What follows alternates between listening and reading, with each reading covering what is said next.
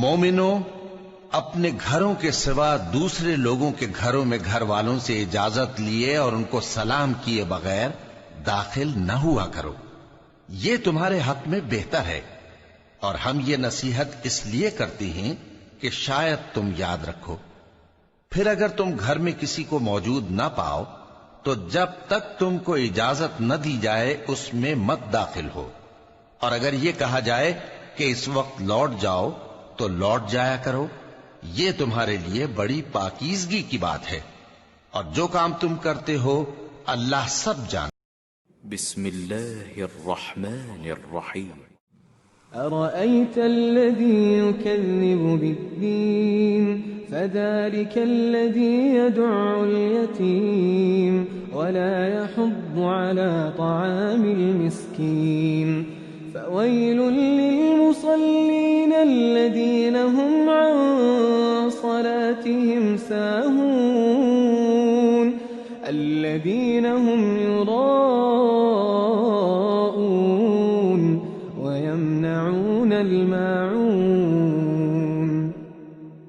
اے ایمان والو، اللہ اور اس کے رسول کے حکم پر چلو اور اس سے روگردانی نہ کرو جبکہ تم سنتے بھی ہو، اور ان لوگوں جیسے نہ ہونا جو کہتے ہیں کہ ہم نے سن لیا مگر حقیقت میں نہیں سنتے۔ کچھ شک نہیں کہ اللہ کے نزدیک تمام جانداروں میں بدترین وہ بہرے گونگے لوگ ہیں جو عقل سے کام نہیں لیتے، اور اگر اللہ ان میں خیر کی طلب دیکھتا تو ان کو سننے کی توفیق بخشتا، اور اگر یوں ہی انہیں سنوا دیتا تو وہ منہ پھیر کر بھاگ جاتے۔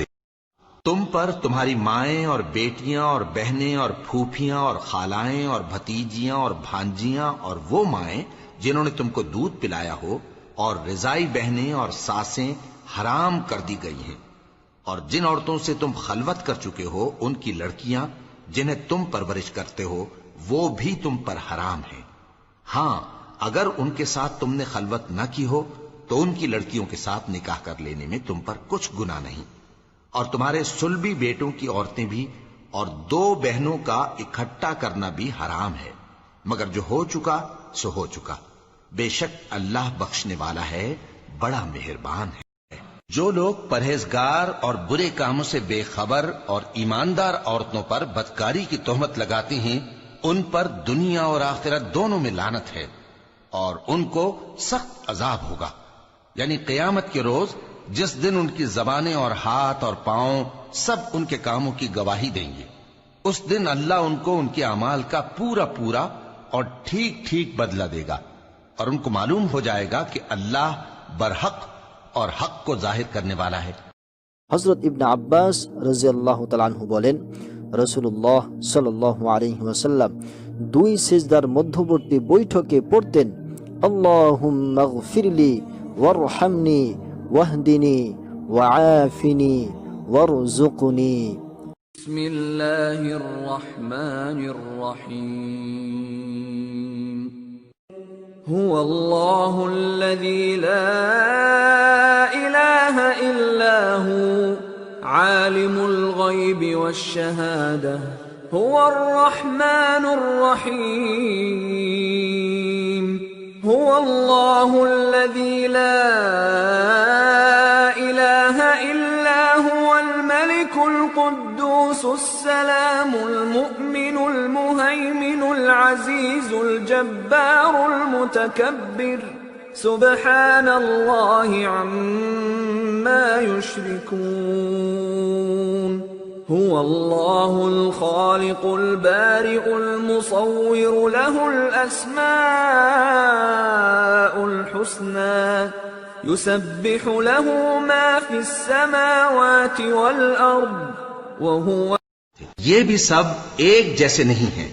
ان اہل کتاب میں کچھ اچھے لوگ بھی ہیں جو رات کے اوقات میں اللہ کی آیتیں پڑھتے اور اس کے آگے سجدے کرتے ہیں، وہ اللہ پر اور روز آخر پر ایمان رکھتے اور اچھے کام کرنے کو کہتے اور بری باتوں سے منع کرتے اور نیکیوں پر لپکتے ہیں، اور یہی لوگ نیکوکار ہیں، اور یہ جس طرح کی نیکی کریں گے اس کی ناقدری نہیں کی جائے گی، اور اللہ پرہیزگاروں کو خوب جانتا ہے۔ بسم اللہ الرحمن الرحیم۔ الف لام